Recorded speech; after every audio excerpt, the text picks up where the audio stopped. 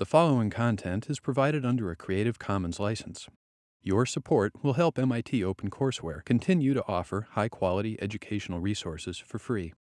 To make a donation or view additional materials from hundreds of MIT courses, visit MIT OpenCourseWare at ocw.mit.edu. All right, let's get started. Today we start a brand new section of 006, which is hashing. Hashing is cool. It is probably the most used and common and important data structure in all of computer science. It's in basically every system you've ever used, I think. And in particular, it's in Python. It's part of what makes Python fun to program in, and basically every modern programming language has it. So today is about how to make it actually happen. So what is it? It is usually called a dictionary. So this is an abstract data type. You remember that term from a couple lectures ago.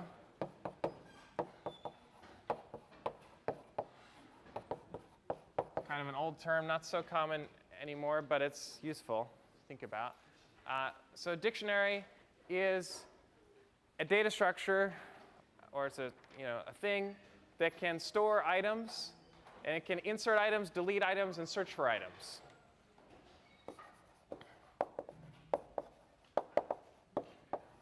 So in general, it's going to be a set of items. Each item has a key.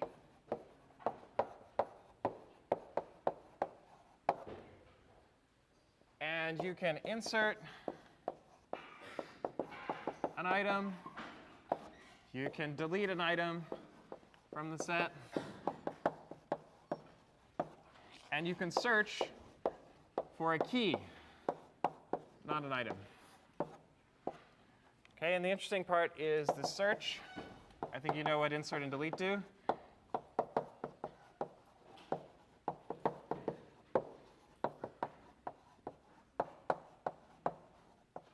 So there are two outcomes to this kind of search. This is what I call an exact search. Either you find an item with a given key, or there isn't one. And then you just say key error in Python.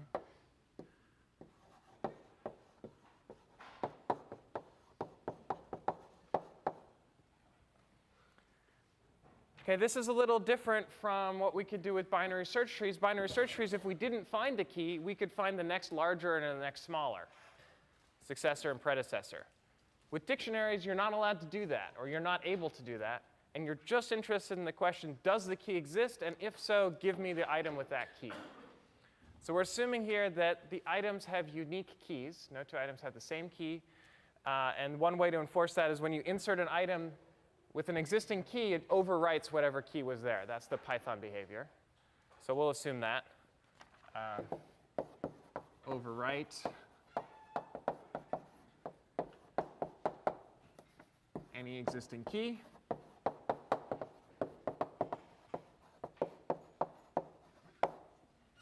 And so it's well defined what search does. Either there's one item with that key, or there's no item with that key, and it tells you what the situation is. OK, so one way to solve dictionaries is to use a balanced binary search tree like AVL trees. And so you can do all of these operations in log n time.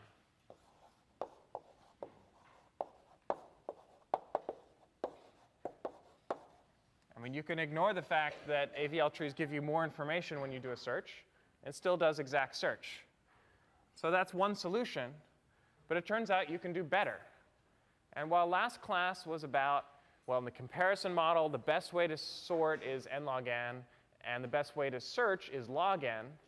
Then we saw in the RAM model, where if you assume your items are integers, we can sort faster. Sometimes we can sort in linear time. Today's lecture is about how to search faster than log n time. And we're going to get down to constant time with basically no assumptions, except maybe that your keys are integers. We'll be able to get down to constant time with high probability. So there is it's going to be a randomized data structure. It's one of the few instances of randomization in 006, but it'll be pretty simple to analyze, so don't worry. But we're going to use some probability today. make it a little exciting. I think you know how dictionaries work in Python. In Python, it's the dict data type. We've used it all over the place. The key things you can do are look up a key. And so this is the analog of search. You can set a key to a value. This is the analog of an insert. It overwrites whatever was there. And what else? Delete. So you can delete a particular key. Okay, we'll usually use this notation because it's more familiar and intuitive. But the big topic today is how do you actually implement these operations for a dictionary D? I guess the one specific thing about Python dictionaries is that an item is basically a pair of two things, a key and a value. And so in particular, when you call d.items, you get a whole bunch of ordered pairs, key and a value. And so the key of an item is always this first part. So it's well defined. OK. So that's Python. Dictionaries. So one obvious motivation for building dictionaries is you need them in Python. And in fact, people use them all the time. We use them in docdist. All of the fastest versions of the document distance problem used dictionaries for counting words, how many times each word occurs in a document, and for computing inner products, for finding common words between two documents. And it's the best way to do things. That's the easiest way to do things, and the fastest. As a result, dictionaries are built into basically every modern programming language. Python, Perl, Ruby, JavaScript, Java, C++, C#, in modern versions, all have some version of dictionaries. They all run in basically constant time, using the stuff that's in this lecture and the next two lectures. Let's see. It's also in basically every database. There are essentially two kinds of databases in the world. There are those that use hashing, and there are those that use search trees. Sometimes you need one, sometimes you need the other. There are a lot of situations in databases where you just need hashing. So if you've ever used Berkeley DB, there's a hash type of database. So things like when you go to Merriam-Webster and you look up a word, how do you find the definition of that word? You use a hash table. You use a dictionary, I should say. How do you, when you spell check your document, how do you tell whether a word is correctly spelled? You look it up in a dictionary. If it's not correctly spelled, how do you find the closest related correct spelling? You try tweaking one of the letters and look it up in a dictionary, see if it's there. And you do that for all possible letters, or maybe two letters. That is a state-of-the-art way to do spelling correction. So just keep looking up in a dictionary. Because dictionaries are so fast, you can afford to do things like try all perturbations of letters. What else? In the old days, which means pre-Google, every search engine on the web would have a dictionary that says, for a given word, give me all of the documents containing that word. Google doesn't do it that way, but that's another story. It's less fancy, actually. Or when you log into a system, you type your username and password, you look in a dictionary that stores the username, and associate with that username all the information of that user.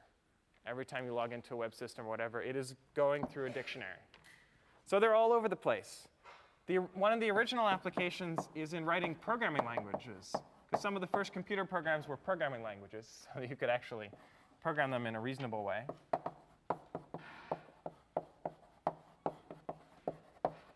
Whenever you type a variable name, the computer doesn't really think about that variable name. It wants to think about an address in memory. And so you've got to translate that variable name into a real physical address in the machine, or a position on the stack, or whatever it is in real life. In the old days of Python, I guess this is pre-Python 2 or so, 2.1, I don't remember the exact transition. It was in the interpreter, there was the dictionary of all your global variables. There's a dictionary of all your local variables. And that was,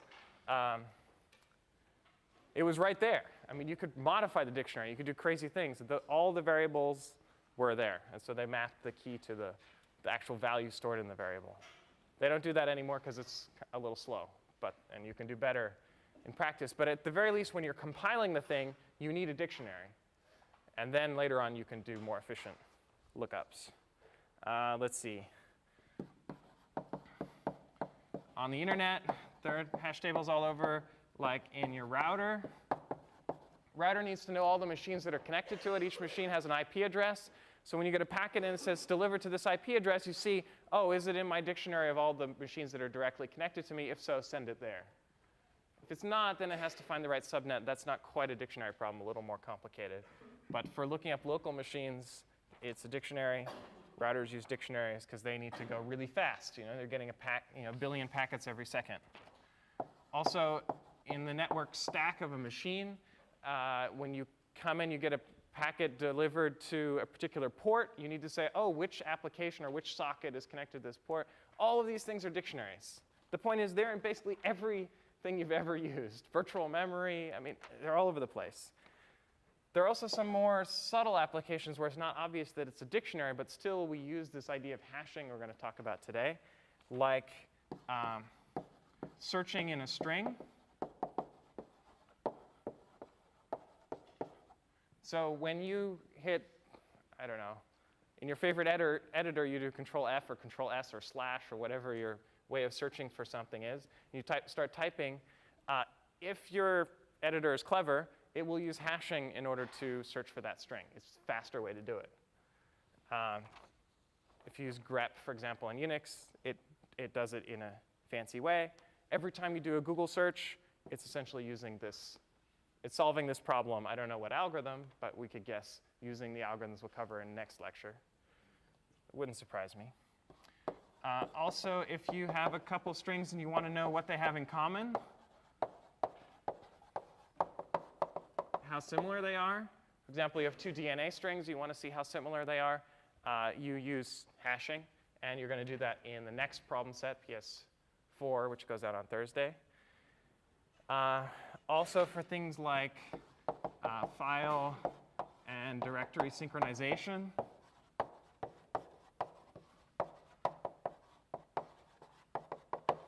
So on Unix, if you use rsync or unison, or I guess these days Dropbox, MIT startup, whenever you're synchronizing files between 2 locations, you use hashing to tell whether a file has changed or whether a directory has changed. It's a big idea.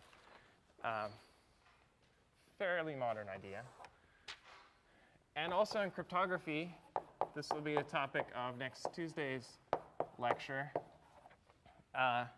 If you're transferring a file and you want to check that you actually transferred that file and there wasn't some person in the middle corrupting your file and making it look like it was what you wanted it to be, you use something called cryptographic hash functions, which Trini will talk about on Tuesday. All right, so tons of motivation for dictionaries. Let's actually do it. See how they are done. We're going to start with sort of a very simple straw man, and then we're going to improve it until by the end of today we have a really good way to solve the dictionary problem in constant time per operation.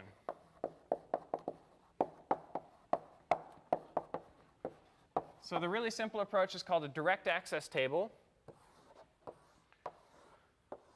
So it's just a big table, an array. You have the index into the array is the key. So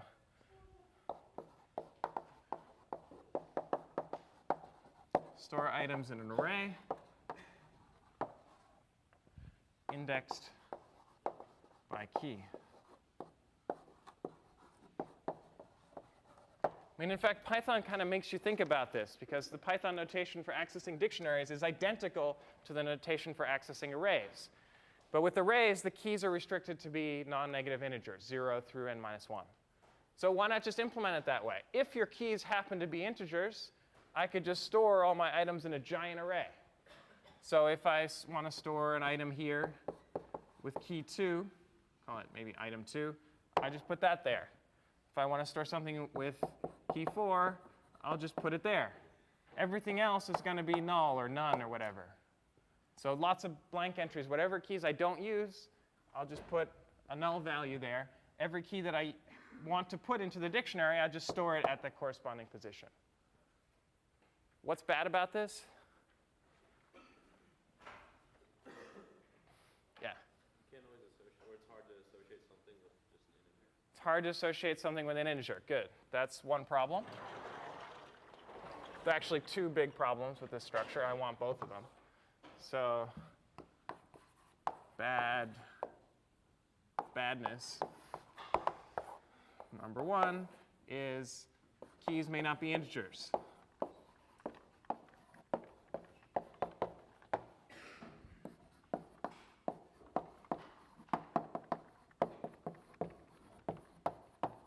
Good. Another problem. Yeah. Possibility of collisions. Possibility of collisions. So here, there's no collisions. We'll get to collisions in a moment. But collision is when two items go to the same slot in this table. And we defined the problem so there weren't collisions. We said whenever we insert an item with the same key, you overwrite whatever was there. So collisions are OK. There will be a problem in a moment. So save your answer. Yeah. Running time? For deletion? Actually, running time is going to be great. If I want to insert, I mean, it's just I do these operations, but on an array instead of a dictionary. So if I want to insert, I just put something there. If I want to delete, I just set it to null. If I want to search, I just go there and see, is it null? Yeah? It's gigantic memory hog. I like that phrasing.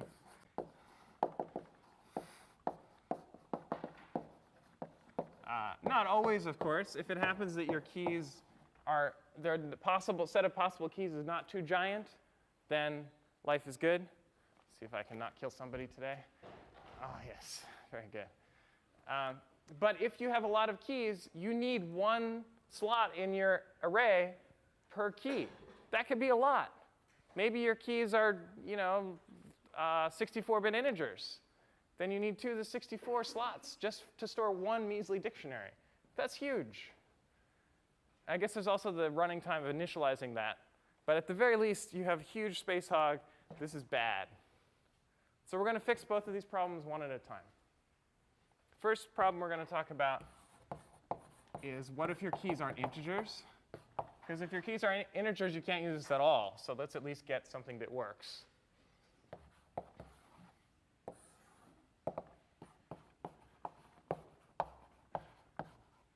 And this is a notion called pre-hashing. I guess different people call it different things. Unfortunately, Python calls it hash. It's not hashing. It's pre-hashing. Emphasized pre here. So pre-hash function maps whatever keys you have to non-negative integers. Okay, at this point, we're not worrying about how big those integers are. They could be giant. We're not going to fix the second problem until later. First problem is if I have some key, maybe it's a string, it's whatever, it's an object, how do I map it to some integer so I could at least, in principle, put it in a direct access table? There's a theoretical answer to how to do this, and then there's the practical answer to how to do this. I'll start with the mathematical. In theory, I like this.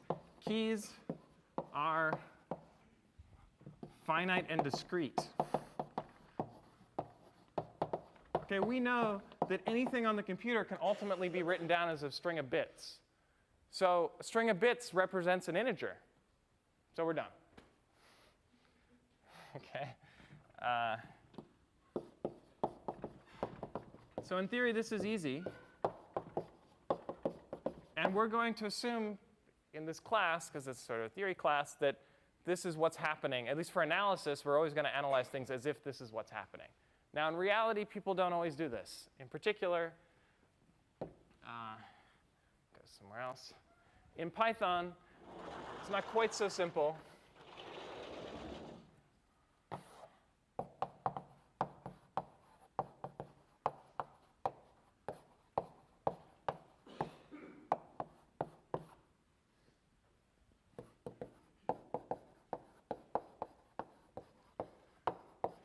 but at least you get to see what's going on. There's a function called hash, which should be called prehash.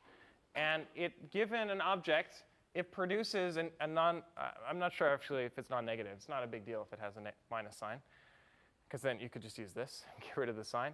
But it maps every object to an integer, or every hashable object, technically.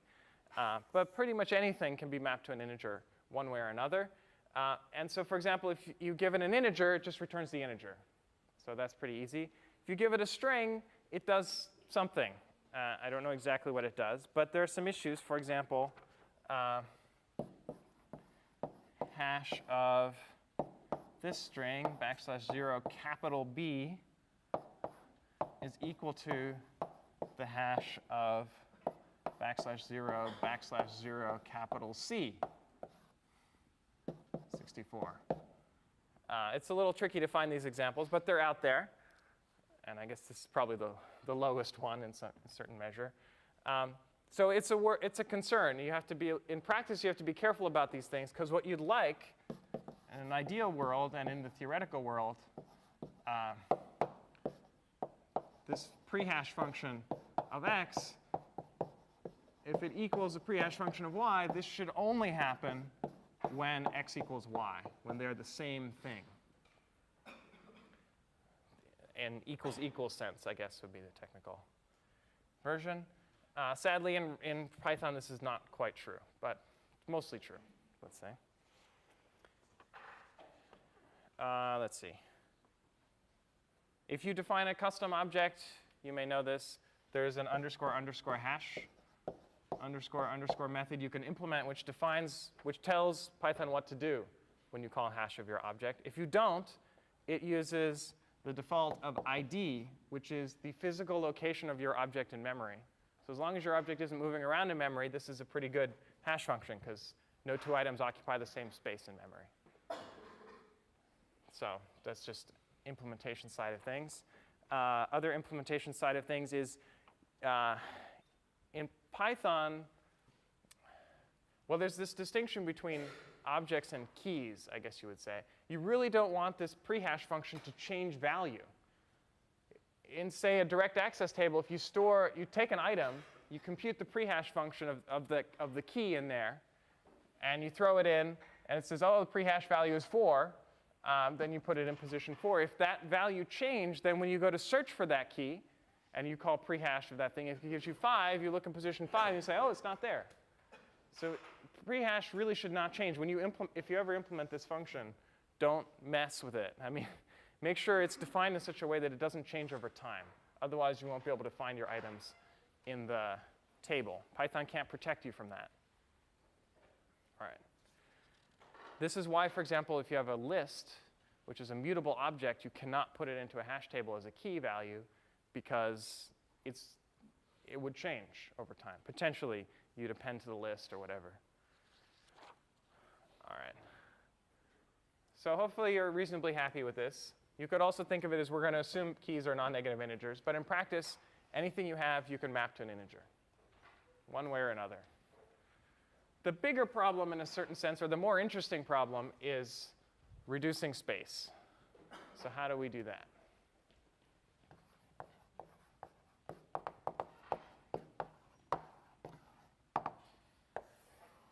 This would be hashing.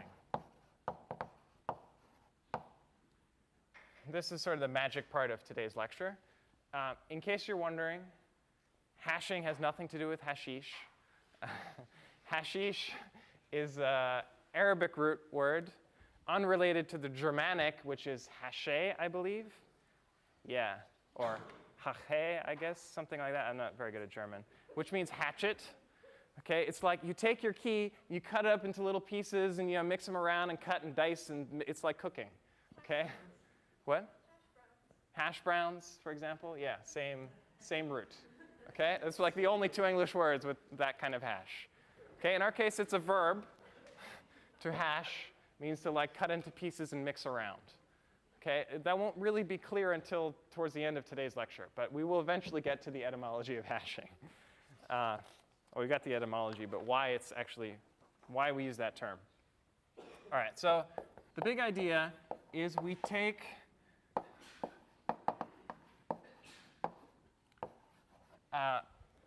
all possible keys, and we want to reduce them down to some small set of integers.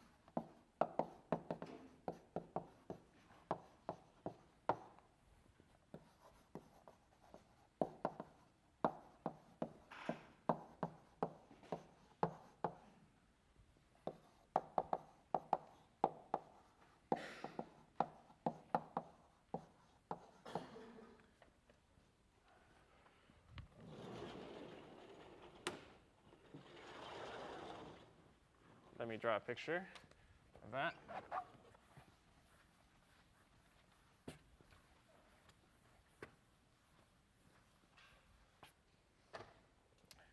So we have this giant space of all possible keys.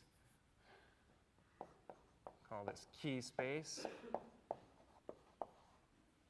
It's like outer space, basically. It's giant.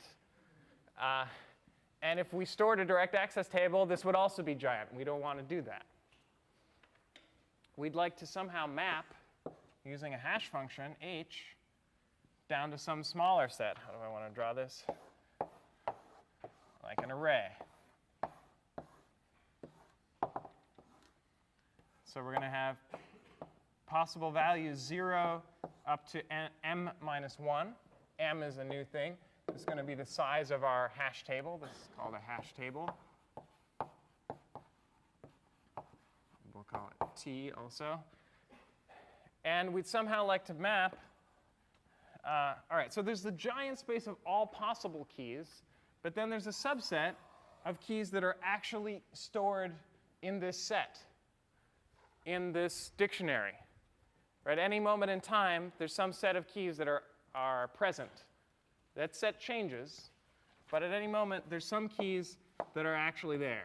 K1, K2, K3, K4. I'd like to map them to positions in this table. So maybe I store K2, or actually item 2 would go here. In particular, this is when h of K2, if it equals 0, then you'd put item 2 there. Item 3, let's say it's at position, well, 3, that would be a bit of a coincidence, but what the hell? Maybe h of K3 equals 3, then you put item 3 here. Okay, you get the idea. So these 4 items each have a special position in their table, and the idea is we would like to be m to be around n. It's not much bigger. N is the number of keys in the dictionary right now. So if we could achieve that, the size of the table was proportional to the number of keys being stored in the dictionary, that would be good news, because then the space is not gigantic and hoggish. It would just be linear, which is optimal. Okay, so if we want to store n things, maybe we'll use 2n space or 3n space, but not much more. How the heck are we going to define such a function h? Well, that's the rest of lecture. But even before we define a function h, do you see any problems with this?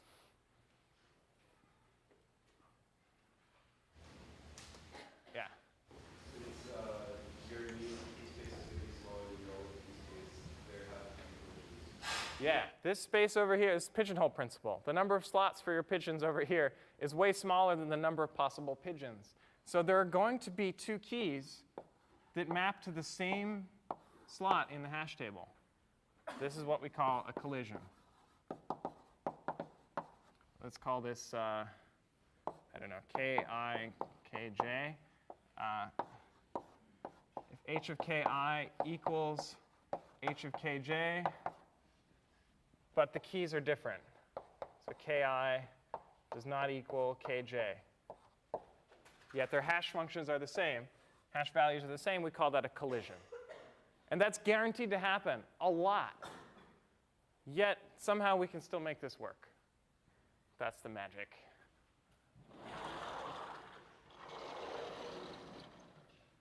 Okay, and that is going to be chaining. We've done these guys. Next up is a technique for dealing with collisions. There are two techniques for dealing with collisions we're going to talk about in 006. One is called chaining, and next Tuesday we'll see another method called open addressing. But let's start with chaining. The idea with chaining is simple. If you have multiple items here, all with the same, that hash to the same position, just store them as a list. I'm going to draw it as a linked list.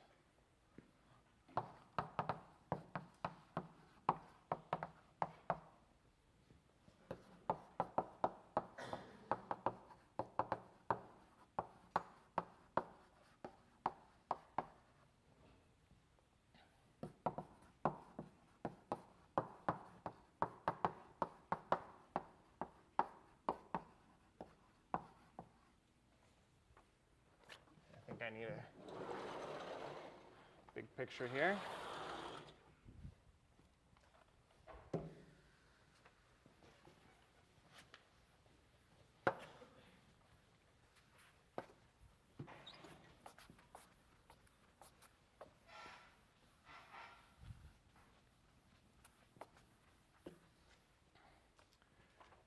So we have our nice universe.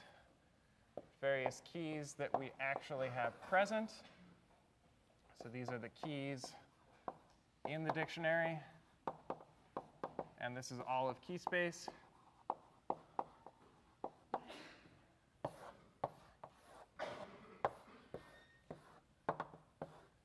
These guys map to slots in the table. Some of them might map to the same value. So let's say K1 and K2, suppose they collide. So they both go to this slot. What we're going to store here is a linked list that stores item 1, and it stores a pointer to the next item, which is item 2, and then that's the end of the list. Or you could, however you want to draw a null. Okay, so however many items there are, we're going to have a linked list of that length in that slot.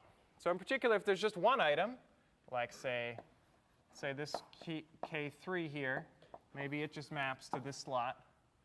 And maybe that's all that maps to that slot. So in that case, we just say, oh, well, there's item 3, and there's no other items. Some slots are going to be completely empty. There's nothing there, so you just store a null pointer. Okay, that is hashing with chaining. Pretty simple. Very simple, really. The only question is, why would you expect it to be any good? Because in the worst case, if you fix your hash function here, h, there's going to be a whole bunch of keys that all map to the same slot. And so in the worst case, those are the keys that you insert. And they all go here. And then you have this fancy data structure. And in the end, all you have is a linked list of all n items. So the worst case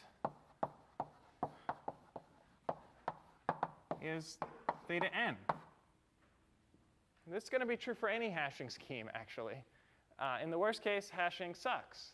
Yet, in practice, it works really, really well. And the reason is randomization, essentially, that this hash function, unless you're really unlucky, the hash function will nicely distribute your items, and most of these lists will have constant length. We're going to prove that under an assumption. We'll have to warm up a little bit. But I'm also going to cop out a little bit, as you'll see.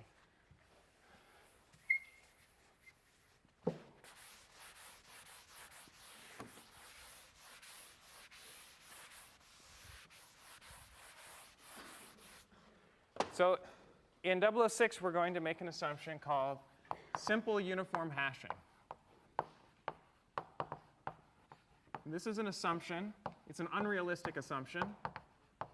I would go so far as to say it's false, a false assumption. But it's really convenient for analysis, and it's going to make it obvious why chaining is a good idea. Sadly, the assumption isn't quite true, but it gives you a flavor. If you want to see why hashing is actually good, I'm going to hint at it at the end of lecture, but really you should take 6046. Yeah? I have a question. Is the hashing function bounded? Like, how do we know that the array still doesn't? OK, the hashing function, I guess I didn't specify. up here. The hashing function maps your universe to 0, 1, up to m minus 1. That's the definition. So it's guaranteed to reduce the space of keys to just m slots. So your hashing function needs to know what m is. In reality, there's not going to be one hashing function. There's going to be one for each m, or at least one for each m. And so depending on how big your table is, you use the corresponding hash function. Yeah, good question. So the hash function is what does the work of reducing your key space down to a small set of slots. So that's what's going to give us low space. OK, but now how do we get low time? Let me just state this assumption, get to business.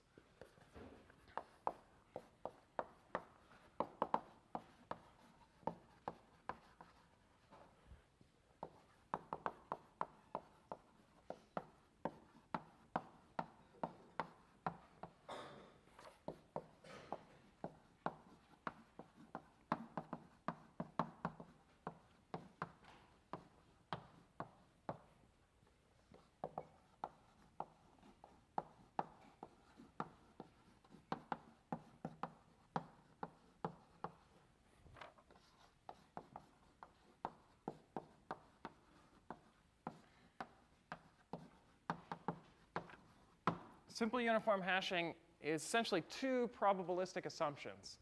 The first one is uniformity. If you take some key in your space that you want to store, the hash function maps it to a uniform random choice. This is, of course, what you want to happen. Each of these slots here is equally likely to be hashed to. OK, that's a good start. But to do proper analysis, not only do we need uniformity, we also need independence. So not only is this true for each key individually, but it's true for all the keys together.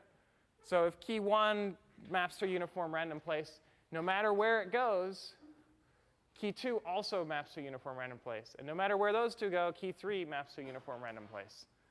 This really can't be true. But if it's true, we can prove that this takes constant time. So let me do that.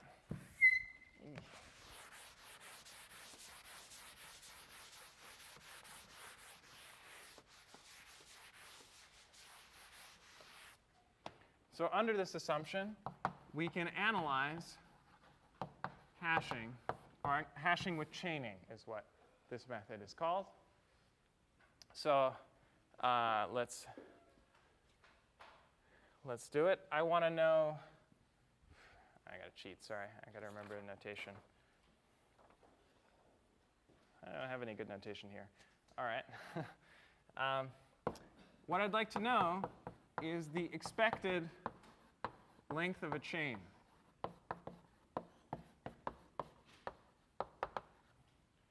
OK, now this is if I have n keys that are stored in the table and m slots in the table. Then what is the expected length of a chain? Any suggestions? Yeah? 1 over m to the n? That's going to be a probability of something. Not quite. That's between 0 and 1. It's got to probably at least 1 or something, yeah. N over n, yeah. It's really easy. The chance of a key going to a particular slot is 1 over m. They are all independent. So it's 1 over m plus 1 over m plus 1 over m n times. So n over m. This is really easy when you have independence. Sadly, in the real world, you don't have independence. We're going to call this thing alpha. And it's also known as the load factor of the table. So if it's 1, n equals m. And so the length of a chain is 1. If it's 10, then you have 10 times as many elements as you have slots. But still, the expected length of a chain is 10. That's a constant. It's OK. If it's a 12th, that's OK. It means you have a bigger table than you have items. As long as it's a constant, as long as we have, I've erased it by now, as long as m is theta n, this is going to be constant. And so we need to maintain this property, but as long as you set your table size to the right value, to be roughly n, this will be constant. And so the running time of an operation, insert, delete, and search, search is really the hardest. Because when you want to search for a key, you map it into your table, then you walk the linked list and look for the key that you're searching for. Now, is this the key you're searching for? No, it's not the key you're searching for. Is this the key you're searching for? This is not the keys you're searching for. You keep going. Either you find your key or you don't. But in the worst case, you have to walk the entire list. Sorry for the bad Star Trek reference. Star Wars. Oh, God. Not awake. All right. In general, the running time in the worst case is 1 plus the length of your chain. Okay, so it's going to be 1 plus alpha.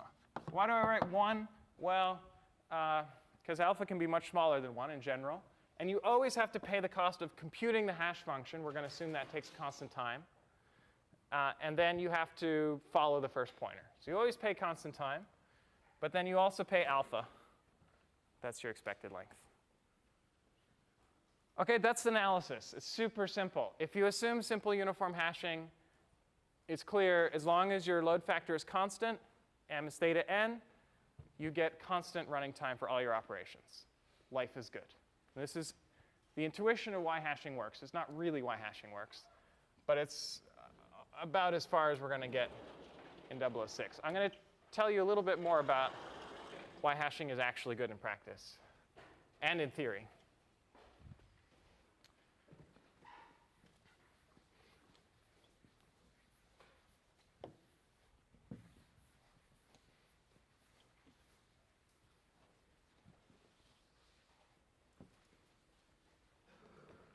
What are we up to?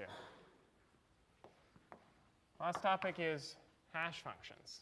Right? The one remaining thing is, how do I construct H? How do I actually map from this giant universe of keys to this small set of slots in the table? Just m of them.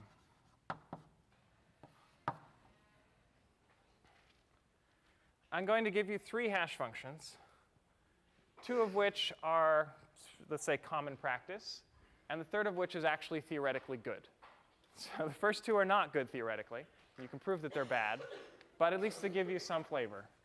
And they're still common in practice, because a lot of the time they're OK. But you can't really prove much about them. OK, so first method, sort of the obvious one, called the division method.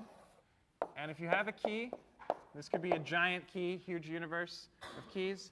You just take that key modulo m. That gives you a number between 0 and m minus 1. Done.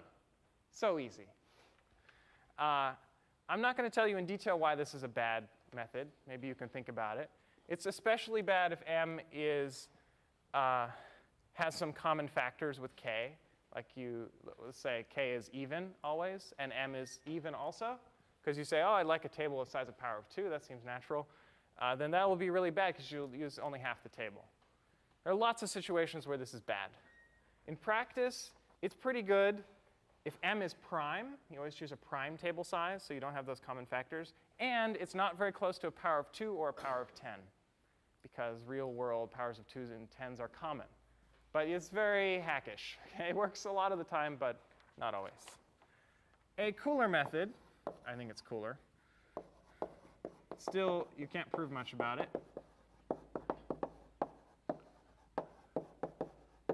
Division didn't seem to work so great, so how about multiplication? What does that mean?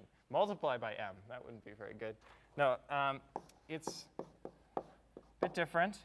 We're going to take the key, multiply it by an integer a, and then we're going to do this crazy stuff. Take it mod 2 to the w, and then shift it right w minus r. OK, what is w? We're assuming that we're in a w-bit machine. Remember way back in models of computation, your machine has a word size. It's w bits. So let's suppose it's w bits. So we have our key k. Here it is. It's w bits long. we take some number a. Think of a as being a random integer among all possible w-bit integers. So it's got some zeros, it's got some ones. Okay, and I multiply these. What does multiplication mean in binary? Well, I take one of these copies of k for each one that's here. So I'm going to take one copy here because there's a 1 there. I'm going to take one copy here because there's a 1 there. And I'm going to take one copy here because there's a 1 there. Okay, and on average, half of them will be 1s. So I have various copies of k, and then I just add them up. And stuff happens. I get some gobbledygook here. Okay, how big is it in general? It's 2 words long.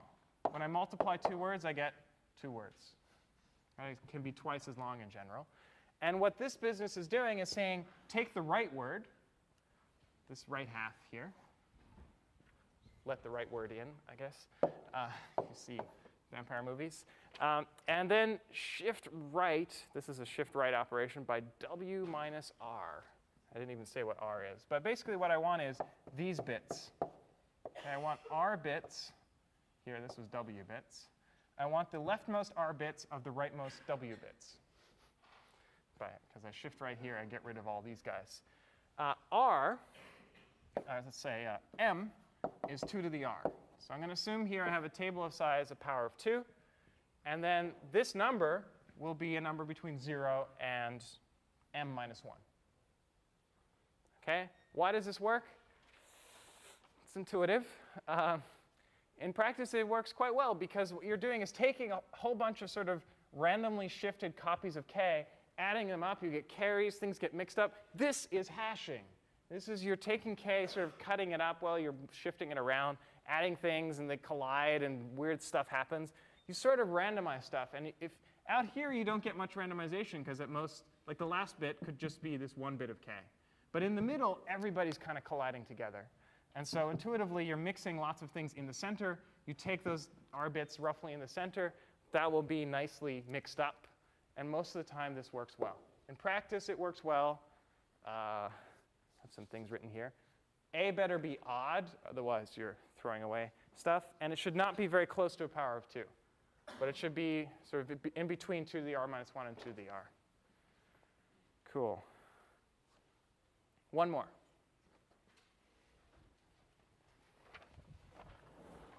Again, theoretically, this can be bad, and I leave it as an exercise to find situations, find key values where this does not do a good job.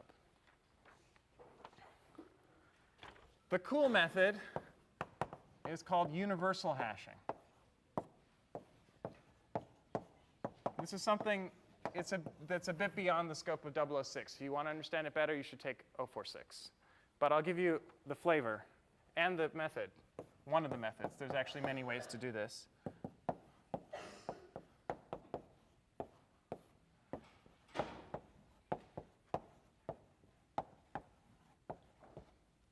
Okay, we see a mod m on the outside. That's just division method, just to make the number between 0 and m minus 1.